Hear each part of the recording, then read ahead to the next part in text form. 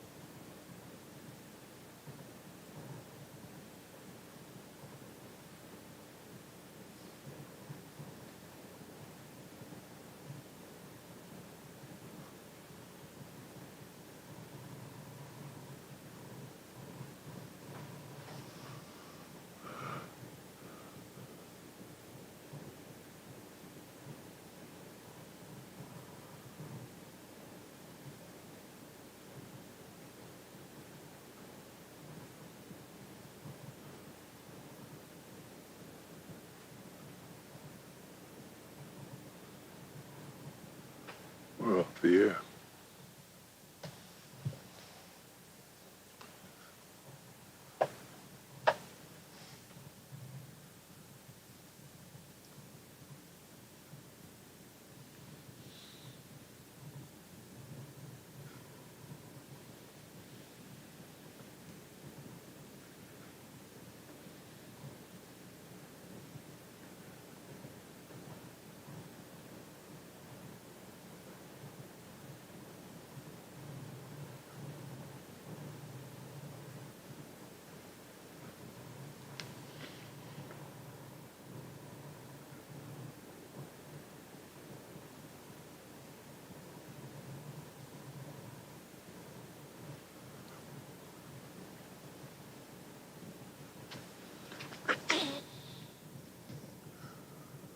Okay, I guess I should, there it is again, it's back.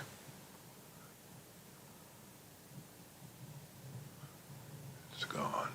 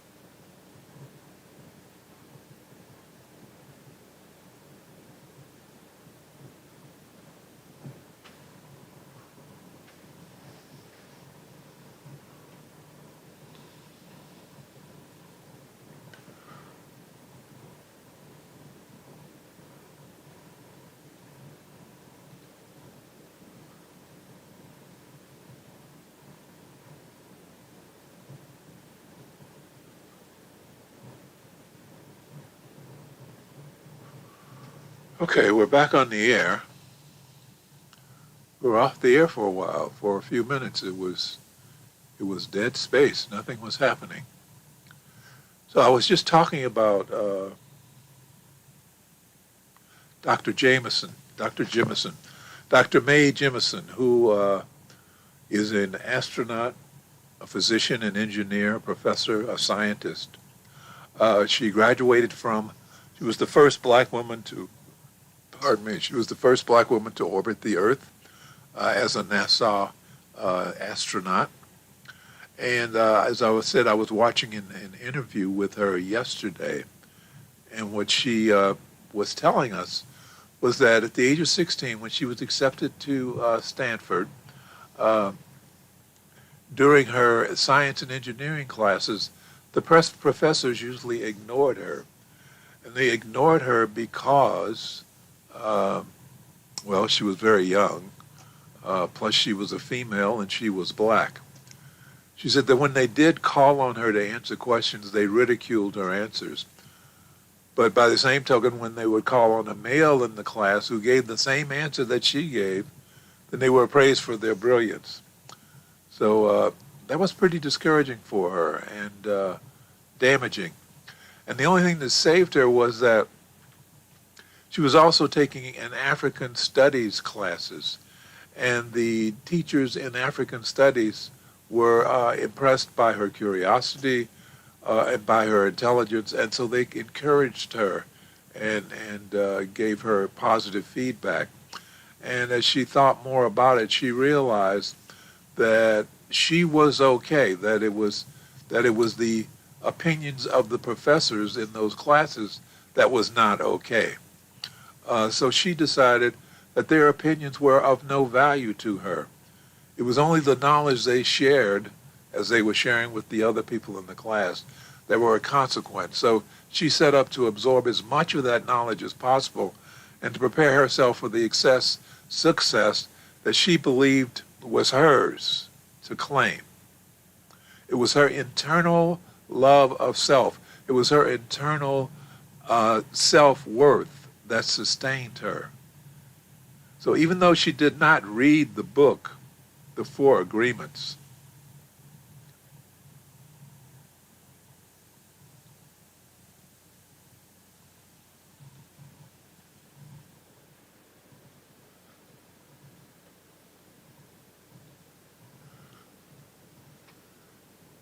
She learned that it was to her advantage not to take anything personally. Nothing. And so that's the advice to us as we move forward in life. Do not take anything personally. We hear story after story about celebrities who have resentments against each other, who refuse to work with each other because of some perceived slight or insult. And those resentments, those beefs can last for years, even all the way to their death. So no matter how much praise they've received, no matter how many awards they were showered with, their vanity, their self-worth was built on shifting sands. Much like the houses in the parable of Jesus in Matthew 7, where he says, like a foolish man who built his house on the sand, the rain descended, the floods came, and the winds blew and beat on that house, and it fell, and great was its fall. So, while the desire of vanity drives us to seek glory and praise and awards, it's of little value unless it is supported by a deep love of self, a deep knowledge that you are enough. You are enough even without awards. You are enough even without adulation. You are enough because you are an individualized expression of infinite intelligence. And that realization, that understanding, that knowledge can bring you an inner peace. It can make you strong. And your heart will radiate. Remember yesterday I was telling you, your heart radiates a magnetic field, an electromagnetic field, 3 to 4 to 5 feet outside of your body. And so those around you will feel blessed because you have the self-love and the self-worth to expand your loving energy and to withstand the storms that life has to throw at you. Like the man who builds his house on rock.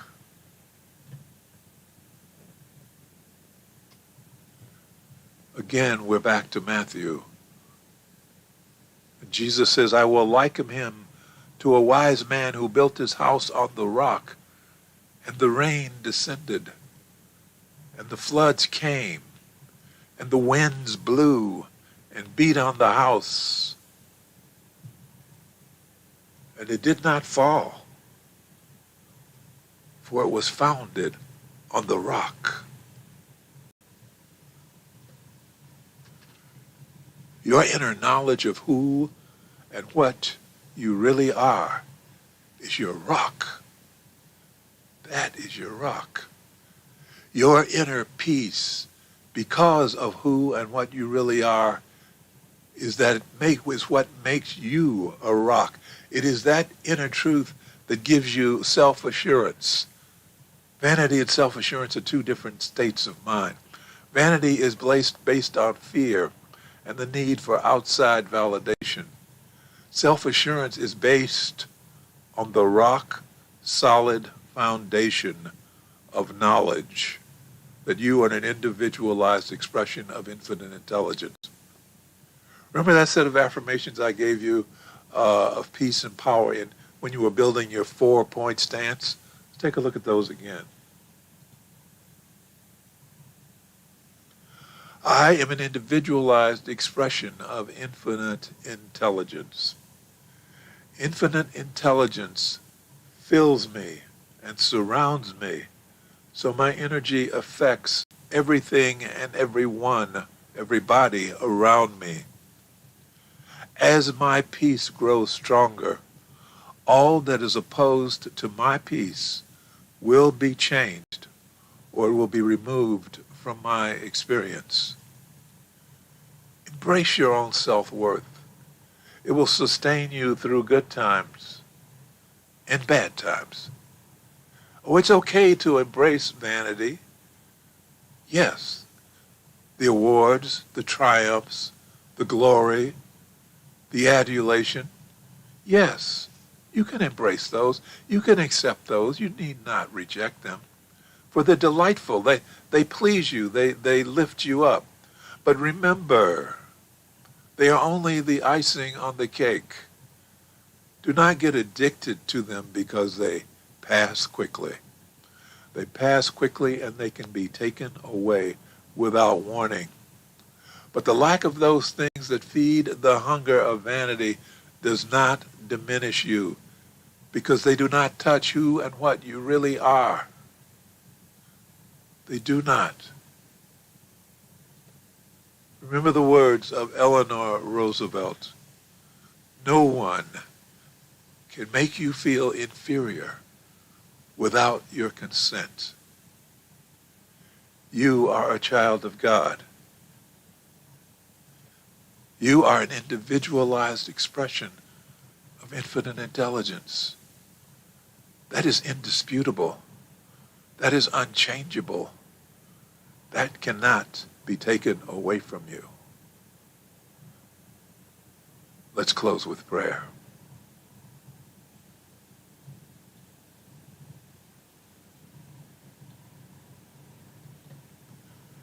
Thank you. Thank you, Infinite Intelligence, for bringing us, all of us together in this life so we may become spiritual warriors and join in the work we have come here to do. Thank you, Infinite Intelligence, for bringing us into this space of awareness and a deeper understanding of ourselves and our relationship to life and infinite intelligence. Thank you for showing us who we really are. We open our minds and hearts to the truth of our being. We are the children of God. We are individualized expressions of infinite intelligence. And because we are part of the greater whole, we are beginning to understand our value to the continuity of life on this planet.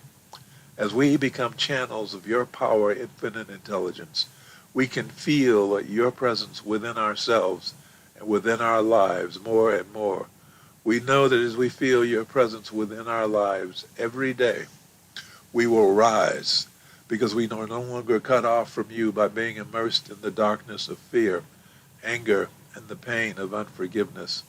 So we are now restoring our connection through the grace of forgiveness, knowing that as we learned to forgive ourselves for the pain that we have caused to ourselves, and as we learn to forgive those who have inflicted pain upon us, our connections will grow stronger, and our lives will grow happier and healthier and more prosperous.